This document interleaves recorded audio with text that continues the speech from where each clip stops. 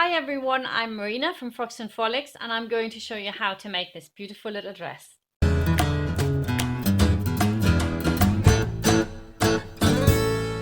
As always, here I'm going to show you a quick run through of how to make this beautiful dress, and then you can pop on over to frocksandfrolics.com. You can sign up to the sewing course and you'll get a very in-depth step-by-step course to make this dress with lots of other options, not just the one option, lots of options. So I hope you enjoy it. So let's have a little look at this dress.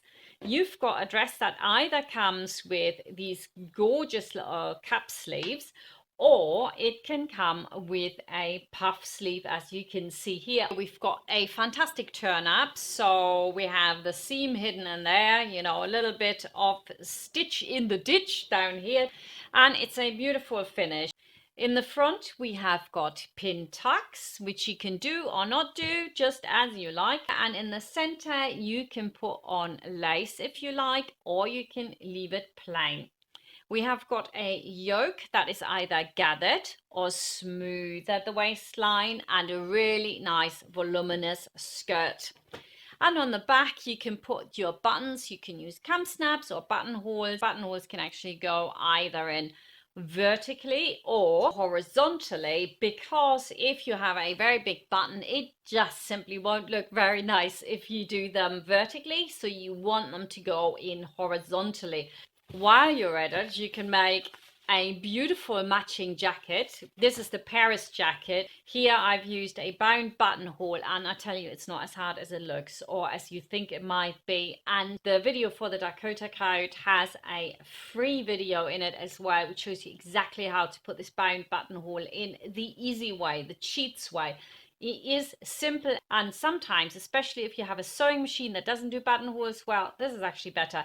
If you're doing it in velvet, it'll look so much more classy and it's not difficult. So I'm just going to undo this little button where I actually embroidered the flower on it. I think that's really nice as well. Look at that. The jacket itself, of course, I would say is intermediate skill. So that is not the easiest jacket to make, but it looks stunning. And you've got enough time if you start, if it's a Christmas dress, if you start in November, you have got plenty of time to finish it and do a few hours here, a few hours there.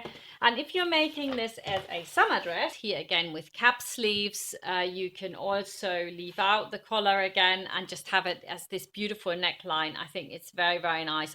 And here again, I've put the lace on the hem. I think it's really nice. It's beautiful. It's just machine stitched through, and it makes a beautiful summer dress as well as a winter special occasion dress. And of course, you could make this as a flower girl dress. So let's get started now with jumping over the cutting out, because you'll find all that in the course, and I'm just going to show you how this is put together. I hope you really enjoy it, and I'll see you in the course very soon. The first thing we're going to do is to work the pin tacks, and the best thing I found is to use a textile marker to mark these, because when I just used the little snips I had on my pattern piece and marked them on the fabric, I found that that actually wasn't perfect, as you can see here. So I ironed everything flat again, and I started over using the textile marker, which gave me such a brilliant result. Pin tags really are easy if you know how. Then I'm going to sew them in, and the tip that I want to give you is, when you're working pin tags, always start from the lower edge of whatever it is that you're sewing, in my case the waistline, so that the fabric doesn't get stuck in the machine, and if there's any irregularities, they're not at the top where they're immediately visible, but they're somewhere where they're kind of going to be hidden in a seam anyway. Then we're ironing those pin tacks to the side seams, and because I am doing it in silk, which would make a gorgeous flower girl dress, I'm using an interlining so that nothing can show through. Next, I'm going to add a little bit of pretty lace, and the lace has got to be 4 centimeters wide. That is 1.8 inches. I always get people telling me that I need to put the inches on, so I have done it with this one. And you just sew the lace on from both sides, and then you can also add a trim if you want to, or of course that is explained in the course. If you're putting one of those trims on and you end up with too many layers, just cut one of the layers away that isn't visible anyway, so the seams don't end up being really thick, because that's not really that good. Next, we can prepare our back pieces, and for that we're going to iron on some interfacing onto the placket where we're going to attach the buttonholes later, and we're also going to iron that over to give us this finish. I'm also using an interlining for my back pieces just because it's so see-through and light.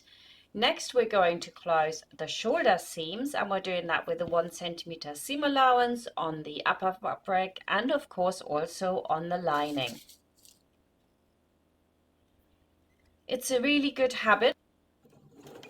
Whatever you're sewing, whatever bodice you're making, just pop the next bit straight under, saves you loads of thread, and of course in the end that saves you a bit of money.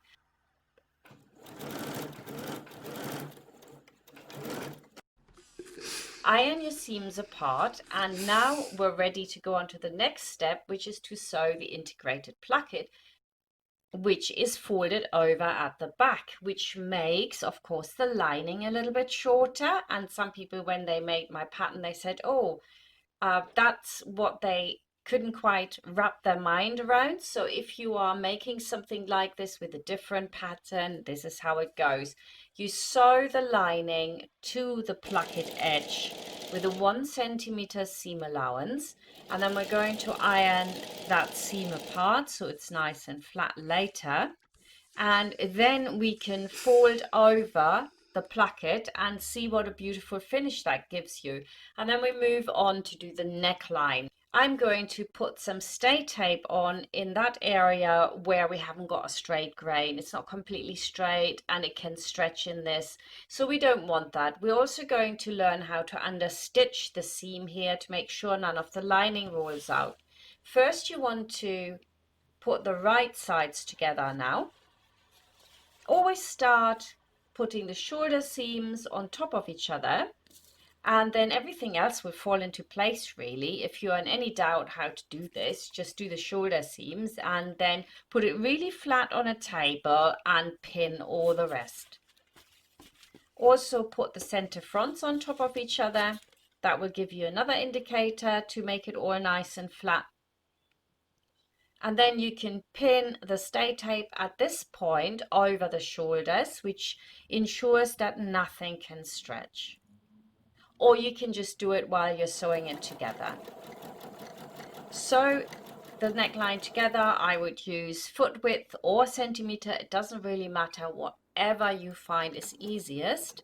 And then reduce your stitch length as you approach the corner, so that when you cut into the corner in order to turn the whole lot, you don't get any fraying later. Once you stitched a few stitches the other way up, you can extend your stitch length again to 2.5 from 1.5 and do the rest. As we approach the next corner, we're going to put the stitch length back down, and then of course afterwards back up. And that gives us a really good firm corner. The next step is to cut into those corners, and you can see here how close I am. So it is really important to reduce that stitch length so nothing frays. You can also cut back the seam allowances, because in my case I have got like this full collar in there and I've got plenty of layers, so that was important for me. Next, we're going to understitch the seam. It's very close to the seam line, and you pull the fabric apart and you make sure that the seam allowance is facing your lining, and that will ensure that the lining can't roll out. And so you can use any kind of lining, it will absolutely not show. So on the one dress I used a check material as lining, which is really nice. You know, you can use just anything. And you can see here what a beautiful finish that gives you, even without having ironed anything yet. The edges are really firm and smooth and beautiful.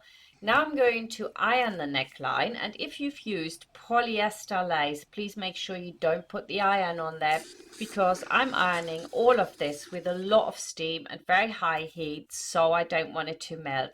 Then we want to make sure that our bodice and the lining in the armhole area is exactly the same, and because we've done the understitching, the lining will be slightly wider. Now in a minute we're going to put the sleeve in and put the fabric edge to edge, so this step is vitally important. So let's insert and sew that cap sleeve now. This cap sleeve is gathered at the top, which gives it a really nice sort of boxy shape over the shoulder, which I think looks really nice. Make sure that your gathers don't go further than 2.5 centimeters in either direction. Don't worry too much about front and back with the sleeve because they are literally identical. If you also want to put in an interlining, because like me, you've got a very light fabric, or a see-through fabric, then make sure that you cut off the hem. It would just make it unnecessarily thick. The next thing is to either serge the edge or turn it in and then turn it up. In my case, I've turned it in 0.5 millimeters and I turned it up 1 centimeter. And my stitch length here is 3 to 3.5. You might want to iron this if the seam is a little bit bobbly, and then we're going to insert our gather threads into the edge of the sleeve. We're doing 2 of those next to each other, 1 foot width from the other, with the longest stitch available on your sewing machine. Now we're going to put the sleeve in. So turn it right sides facing each other. I've marked the front and I've marked the shoulder. And so I'm now going to sew this just to the upper material. Do not catch the lining for this. Put the shoulder and the sleeve head on top of each other, and then just swing your sleeve around and attach it where you've marked where the sleeve has to end in this case, and of course on the other side where it starts. And then you can just gather the sleeve to make it fit. Just make sure the distance from the shoulder seam for your gathers is only 2.5 centimeters. Do that on both sides. And then check again from the outside. Now we can work the other one, and then we want to check that they're both the same. You don't want the gathers to come lower on one side than the other. When we're sewing these in, you want to use foot width only, so that when we join the entire armhole, we want to make sure that this seam isn't seen, and that seam then will be with a centimeter seam allowance. So now we're lining up foot width, and then we're going a little bit further in on the next one. Make sure that you even out your gathers, that nothing is folded over, that the seams sit really nice underneath it. And then check again, and once it's perfect, you want to roll your sleeve over a little bit so you make sure you don't catch it in this final seam. And then we're putting the shoulder seams on top of each other here, and the right side is now inside, and we'll pin it all the way right down to the underarm on both sides. And then we're going back over to our sewing machine and we're going to sew this in. And like I said, this time we're using the 1 centimeter seam allowance all the way up.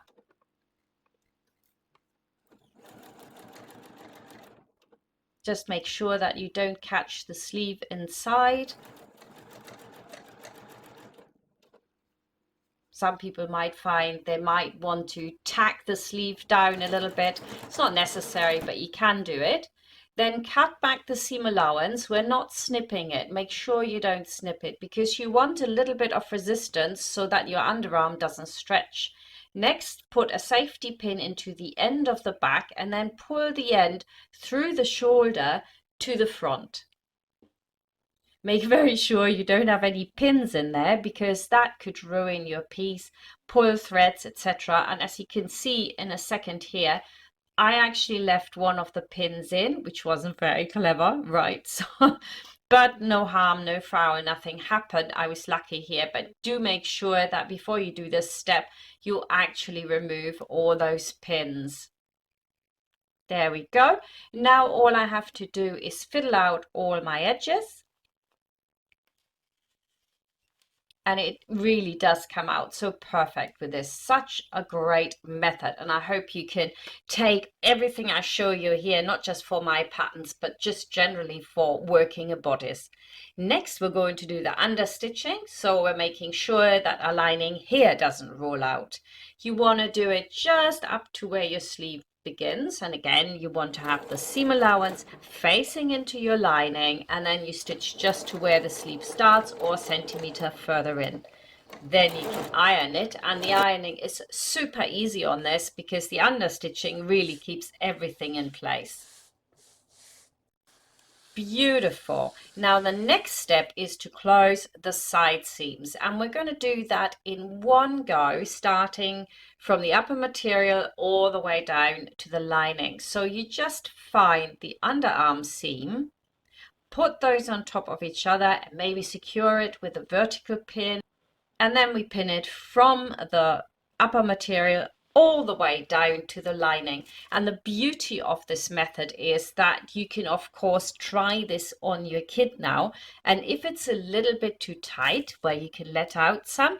If it's a little bit too big, you can take it in. It's perfect. And very often in industrial manufacture, you see that when you go to, say, a wedding dress shop, that's how they do it, because it's very easy to alter if they need to make a change to the dress.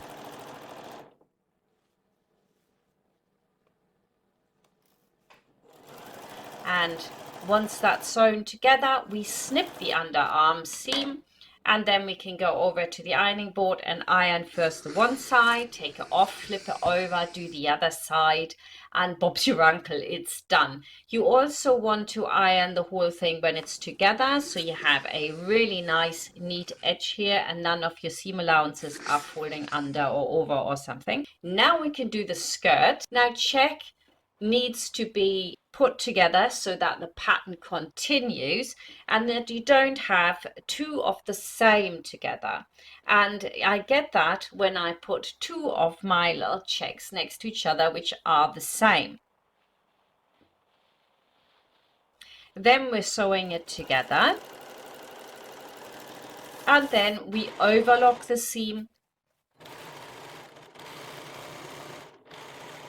iron it flat, and then we iron it into one direction.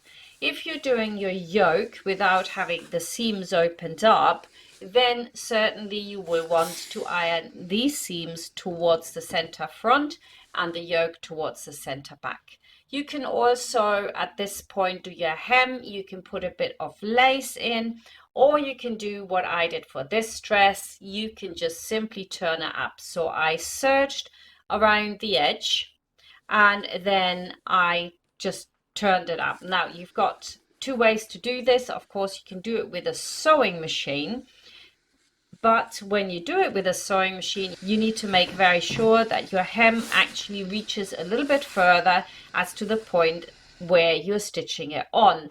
In this case, I would really like to stitch where one of my checks ends, and that didn't work with my seam allowance, and I didn't want to turn it up more because then I would have had half a check. So I decided in this case, because of my pattern, to do it all by hand which took a little bit of time, but I think it was well worth it. And the hand hem is something that I've also explained in another video. If you go to the Sewing 101 video, I linked that below in the description as well. So you can look at that, how to do this hand hem in more detail, quite slowly. But basically you want to grab a few fibers from the skirt and a little bit more from the hem and work your way all the way around. This takes a little bit of time, so I tend to watch TV while I do that, or I go out in the garden and sit in the sunshine. And we want to make sure that the thread is slightly loose. You don't want that tight, and I guarantee you, you won't see a stitch from the outside. And of course, if you're making a flower girl dress, perfect finish. Can't get any better than this. Now I'm going to put in my gather threads into the top edge of my skirt. I would really recommend that you serge that edge if you are cutting your skirt across the fabric, which means you're cutting from selvage to selvage, because that will fray like mad. In my case, I cut it along the selvage, so it wasn't necessary. Now we can sew our yoke together, and I'm using the yoke that has a flat waist. You can also make it with a gathered waist. And the first thing I want to do is to iron on some interfacing to the center back. Now here again, I've used an interlining, so I don't need to do that. But if you don't have interlining, it's absolutely essential. Then I serged all the edges of my skirt because I want to iron all my seams apart. Next, we join the side seams, and again, the seam allowance for all my patterns is always 1 centimeter. It's a little bit different to simplicity or batik. And once we've sewn all those together, they are then ironed apart, and we also iron over the center back where we have our placket. And if you do have the gathered waist, then of course you needed to gather that at this point.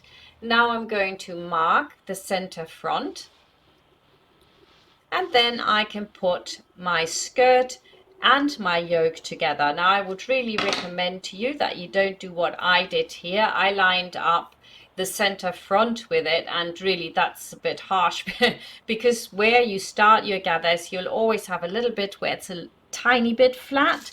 So it would be way easier to line it up with the center back, which is what I recommend you do.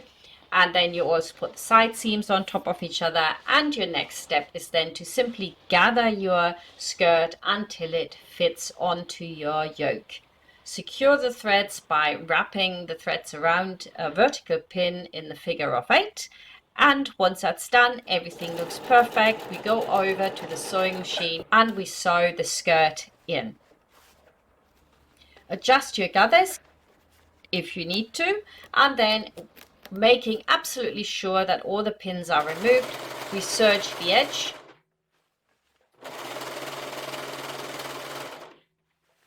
We remove the lower gather thread, which should be fairly easy to do. You just pull the one that you pulled previously, and then the other one will just come out. You might want to top stitch now the seam allowance to the yoke. In my case, I decided to use some lace for that step and just sew it on by hand. And now we're going to put the skirt to the bodice, and this is a fantastic method, so listen up folks. What you want to do is put the ironed in folds on top of each other, and you open it out. You do not sew this to the lining at all, right? You have your placket, you roll it out, so we've got the placket of the bodice and the placket of the yoke lining up. It's a really simple method and it works so well. And then you work your way all the way around, put the side seams on together first. And now let's have a little look at this close up, where you can see that they line up exactly. Okay, so the placket ends where you sew your lining and the upper material of the bodice together. Then we're sewing the waist seam. Make sure that nothing has folded over underneath it. Let's go over and over.